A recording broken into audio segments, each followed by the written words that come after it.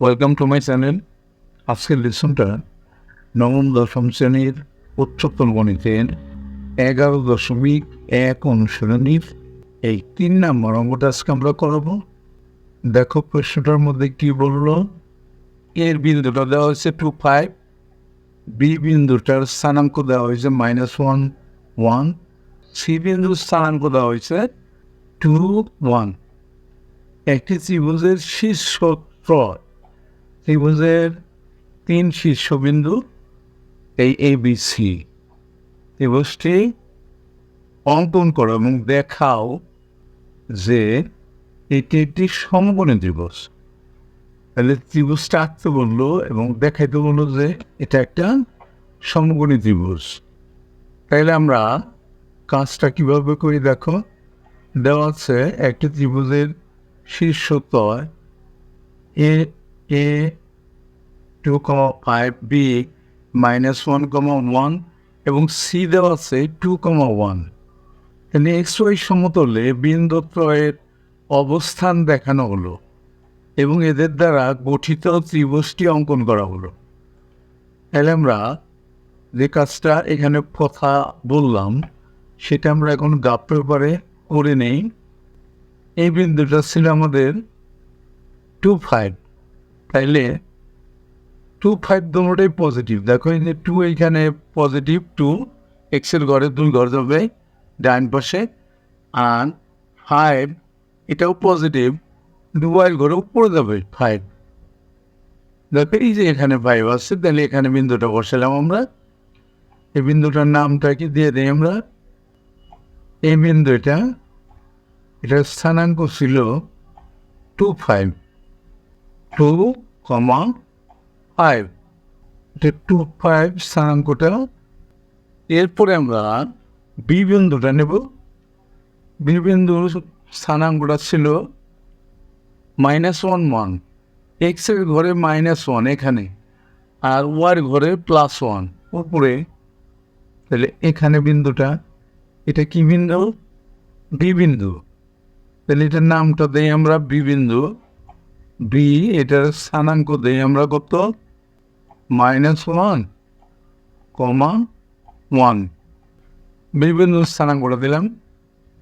এরপরে আমাদের সি বিন্দু আছে।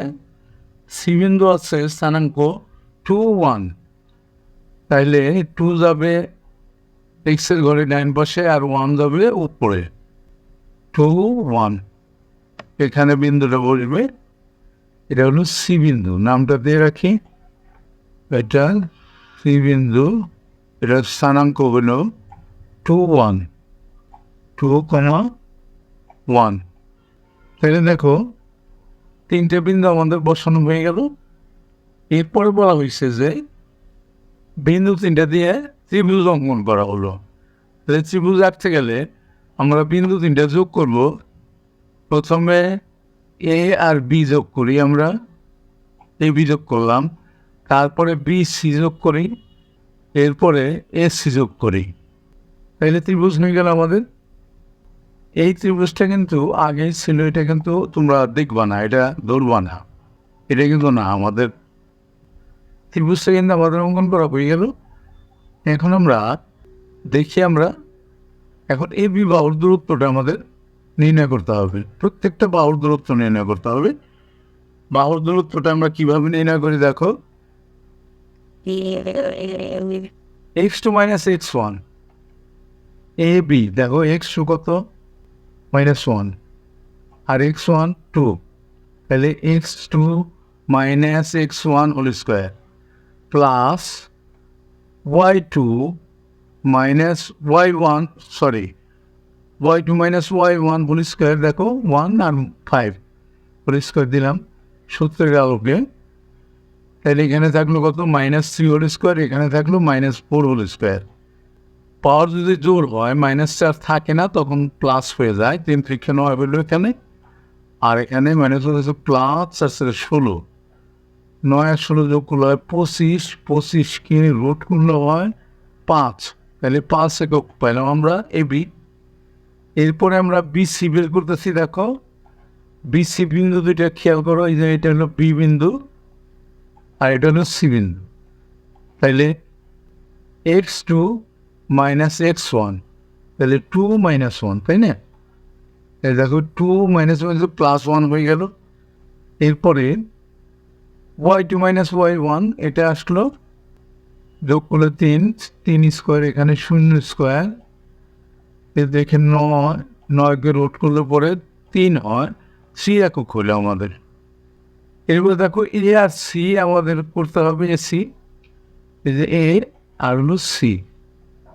এসি যখন করবো আমরা, তাইলে x2 মাইনাস x1, তাহলে 2 minus 2 whole square plus y2 1 minus y1 মানে 5 বসাই আমরা। দেখো 2 minus 2 whole square, 1 minus 5 whole square, তাহলে এখানে 0 স্কোয়ার, এখানে minus 4 whole square, minus 4 square করলে মাইনাস হয়েছে প্লাস 16 হলো, 16কে রুট করলে 4, 4 একক। এখন আমাদের কিন্তু দেখাইতে হবে যে এটা একটা সমকোণী ত্রিভুজ। তাইলে আমরা এসি স্কোয়ার প্লাস বিসি স্কোয়ারের মানটা বের করব। এসির মান ছিল 4, বিসির মান ছিল 3, বসালাম স্কোয়ার, 4 16, 3 থেকে 9 সমান সমান হলো 25। তাহলে দেখো এবিটা দেখি আমরা, এবির মানটা কত হয়েছে, AB square equal to 5 square into 25। তাহলে দেখো AB square equal to AC square plus BC square, অর্থাৎ অতিভুজ স্কোয়ার ইকুয়াল টু লম্ব স্কোয়ার প্লাস ভূমি স্কোয়ার। এটা আমরা দেখে আসি। তাহলে এই যে দেখো অতিভুজটা কিন্তু এবি, তেসা যেটা অতিভুজ স্কোয়ার, এবি স্কোয়ার আমরা পাইছি হলো, এবি দৈর্ঘ্য পাইছি আমরা 5, তাকে স্কোয়ার করছি 25 বের করছে। আর এখানে এসিটা কিন্তু লম্ব আর বিসিটা কিন্তু ভূমি, তাইলে অতিভুজ স্কোয়ার ইকুয়াল টু লম্ব স্কোয়ার প্লাস ভূমি স্কোয়ার, এটা যদি আমরা বের করতে পারি তাইলে কিন্তু আমাদের অঙ্কটা হয়ে যায়। দেখো এই যে AB square into AC square plus BC square, তাই আমরা বের করছি। এখানেও 25 হয়েছে, এখানেও 25 হয়েছে। তাহলে পিথাগোরাসের সূত্র অনুযায়ী ত্রিভুজ এবিসি একটি সমকোণী ত্রিভুজ। পিথাগোরাস যেটা বলছে এটা সমকোণী ত্রিভুজের ক্ষেত্রেই বলছে, অন্য কোনো ত্রিভুজের ক্ষেত্রে কিন্তু এটা হবে না। এটা যদি হয় অতিভুজ স্কোয়ার ইকুয়াল টু লম্ব স্কোয়ার প্লাস ভূমি স্কোয়ার, তাহলে সেটা অবশ্যই সমকোণী ত্রিভুজ হবে, এটাই প্রমাণিত হয়ে গেল। দেখো AB square equal to AC square plus BC square, তাহলে এটা একটা সমকোণী ত্রিভুজ। আমরা দেখতেও বুঝতে পারি যে এটা সমকোণী ত্রিভুজ। এই যে এখানে 90 ডিগ্রি, লম্বটার এপাশে 90 ডিগ্রি, এটা বুঝতে পারি আমরা। তাহলে দেখো আমাদের অঙ্কটা কিন্তু শেষ হয়ে গেল, সেই সাথে আজকের লেসনটাও শেষ হয়ে গেল। অবশ্যই তোমরা পরবর্তী লেসন দেখবা। See you next.